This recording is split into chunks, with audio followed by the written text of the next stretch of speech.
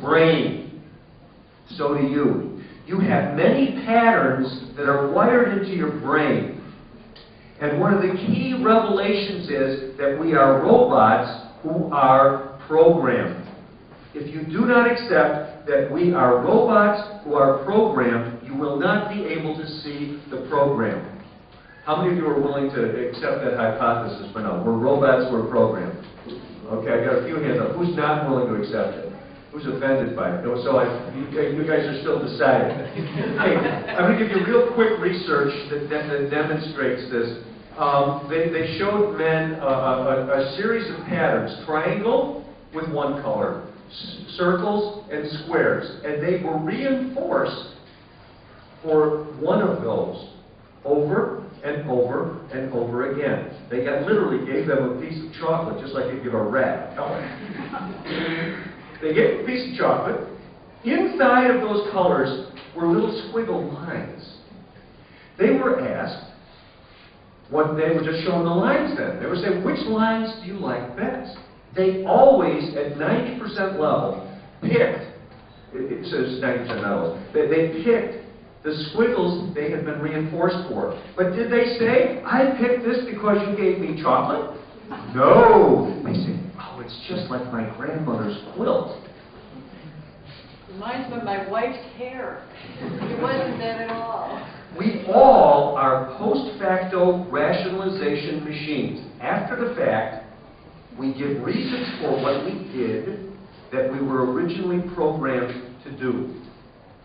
This truly is the intersection of spiritual consciousness and business, if you want to do this. It's understanding that we have been programmed. If we do not transcend that program, we will not become who we could be. If we will not develop the consciousness we could develop. Transformational leaders must do that. As the first assumption is A, I'm programmed, and then B, what is my program? What are the elements of my program so that I can then challenge them? Just to revealing about the blocks. Okay, so we all have blocks. We all have, part of revelating is learning to see our blocks, our limitations. Where do my fears stop me? And we all have it. There was a bear, a polar bear, and they built a cage around it, and they were building this beautiful habitat. And as they built the habitat, the bear was in the cage, and the bear would walk to one end of the cage, rise up on his hind legs, and he'd walk to the other end of the cage, rise up on his hind legs. And so they're building it. And the day that they decide to reveal the full habitat, they invite the press. They drug the bear at night. They drop the bars of the cage, and what happens? He continues to walk and turn when there are no bars. That is you. That is me. And revelating is becoming aware of where the bars are and where they were and stepping beyond them. We all have limitations that are conditioned, and the revelator must know how to see those. And a transformational leader is willing to see things new, willing to say, oh, I was wrong. I have a blind spot. I was unaware I was doing that. And they tend to solicit more feedback. They want to know more about themselves instead of staying protected all the time, and provide that more for the followers as well. So you've already said this, mostly in our studies on elevating and people who are leaders and transformational leaders and living these great lives, these are the main realizations that they come to. They realize I am programmed, that I've just adopted some beliefs that aren't always that helpful to me. Things are not always as they seem. I operate from beliefs that are not necessarily true, and they limit my possibilities. Or I make excuses for my limitations, and I hold them as reality. I believe them even though they aren't really true. It's a way of kind of realizing the illusion that we live in, the Maya, and they're willing to look at what that is. And it's extremely important because we can't grow or change if we can't see things in that way. And leaders, transformational leaders, have to have that perspective transformation that Jack Mesereau talks about, to see things differently in order to be able to change. So let me give you a little bit more of the neuroscience of this revelating, and this may be a funny word for you, it's a use of an English word, but it really means being able to see things differently, having something be revealed to you.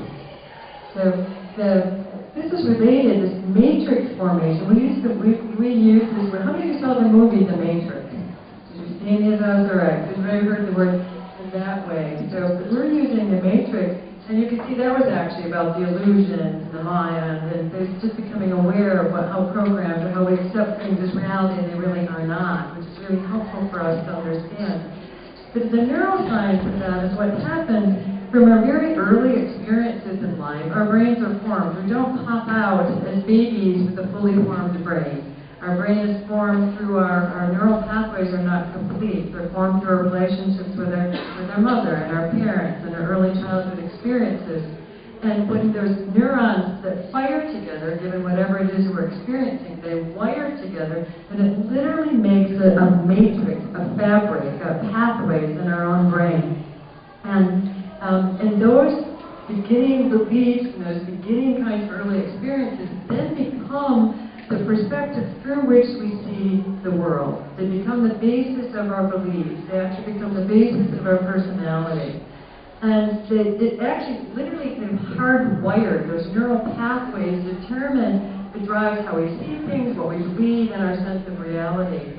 However, with revelating, with seeing something new or something fresh, is the beginning of a new neural pathway that's different than what we've just been programmed with or grown up with or learned from. It helps us to build something new in there, which is a very important part of the neuroscience of revelating. And I think that's enough for that. Let me show you the next slide on that. This is, again, just you see those neurons firing together and wiring together. With revelating, there's insight is an extremely important part of revelating. Having that aha, oh, I just know that. Oh, I didn't realize that. We have a commercial in the United States where it goes, oh, I could have had a V8. Oh, I could have had a different soft drink. Oh, I could have made a different choice. And it's that kind of aha feeling. So what happens with this is that when you can see something, how many of you know that sense when all of a sudden something occurs to you that you didn't know before? Or you're in the shower and you find, oh, that's what my teacher meant. Or, oh, that's what that means. That kind of insight is the beginning of building a new neural pathway. And one of the things that helps us have more insight, creative understandings like that, is a positive attitude. The neuroscience